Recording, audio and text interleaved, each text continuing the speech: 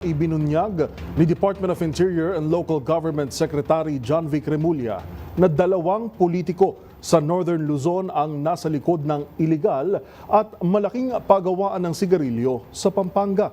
Kasunod ito ng pagsalakay ng PNP at Bureau of Customs sa pabrika kung saan na-rescue ang ilang Chinese nationals at mga Pinoy na sapilitan umanong pinagtatrabaho. Tinutukan yan ni Edniel Parosa. Dalawang politiko sa Northern Luzon ay hinihinalang mastermind at financier ng malaking ilegal na paggawaan ng sigarilyo dito sa Mexico, Pampanga.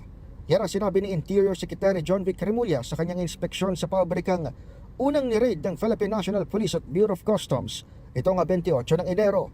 Sinasabing raid, 6 na Chinese nationals ang narasto habang 65 Pilipinong na-rescue dahil sa manoy sa pilitang pagtatrabaho. Itinuturong source ang factory ng mga smuggled na sigarilyong ibinibenta ng bagsak presyo hanggang sa mga sari-sari store. Bagamat ayaw nang magbanggit pa ng ibang detalye, tila nadulas ang kalihim ng sabihing mga kongresista ang tinutukoy na utak ng operasyon. The entire ecosystem, hawak na yung entire ecosystem ng illegal tobacco. Hindi lang po ba dito sa Central Luzon, sir? Basta sa Luzon-based yung mga operation. Bukod pa ang mga politiko sa 4 na incorporators ng kumpanyang Samyang Global na nag-upa ng lupa dito sa Barangay Panipuan. 2 sa kanilang Pilipino, habang 2 naman ang Koreanong kasadong ipasabina ng PNP CIDG.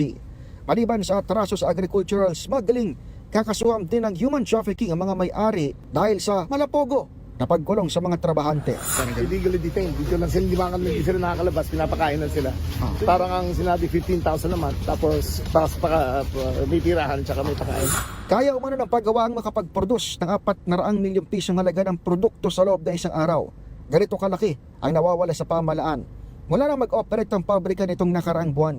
Wala kasing permit ng factory at peke rin ang gamit itong tax stamps. Napatid ding pareho ang brand ng mga inilalabas itong sigarilyo sa multi-billion pisong smuggled na produktong nasabat ng Highway Patrol Group sa Batangas at Malabon nitong Disyembre ng 2025. Patay sa intel ng DILG, 10 pang ibang katulad na paggawaan ang iligal na nag-ooperate sa buong kapuluan. Para sa MBC TV Network News, ako si Edniel Parosa na Razor H. Una sa Pilipinas, una sa Pilipino.